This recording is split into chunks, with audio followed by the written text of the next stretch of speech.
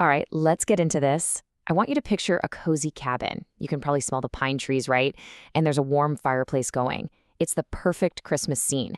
But for this one family, a simple decoration holds this incredible story that stretches back for generations, a story of love, of growth, and, well, of unexpected pain.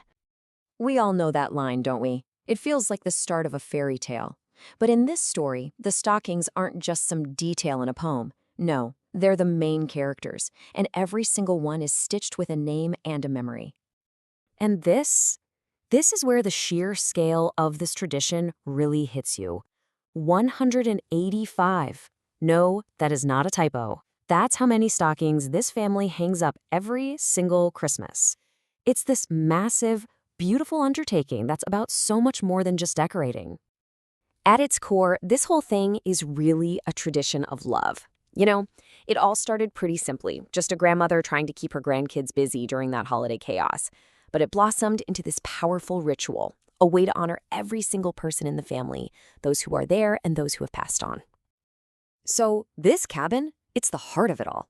Every single Christmas, it just fills up with family, with food, with games, and so much laughter. And all around them, on every single bit of available wall space, are the stockings. The narrator of this story remembers spending hours just looking at these stockings. To them, it wasn't just fabric and glitter and glue. It was like a physical map of their entire family. A name like Bobby wasn't just a name. That name belonged to an uncle or a cousin. It had a story. Every single name, crafted so carefully, represented a real person, a life that was connected to all the other lives hanging right there on the wall. And seeing all 185 names together, wow, it's just such a powerful thing to see.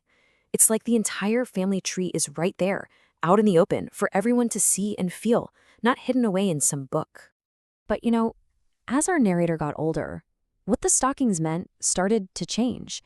It became less about who was already on the wall and more about who was still to come. They really transformed into this symbol of hope, of future blessings. Every year, watching that number of stockings grow was this tangible sign that the family itself was growing. A new spouse, a new baby.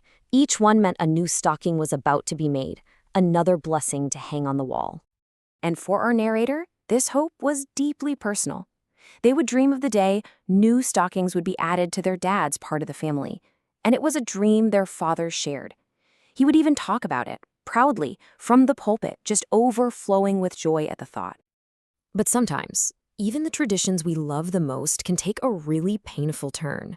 And the very thing that brought so much happiness was about to become a source of almost unbearable sadness. I mean, can you even imagine that? The one thing you've loved your entire life suddenly becomes painful to even look at. That's what happened. A dream came true, but in the most heartbreaking way.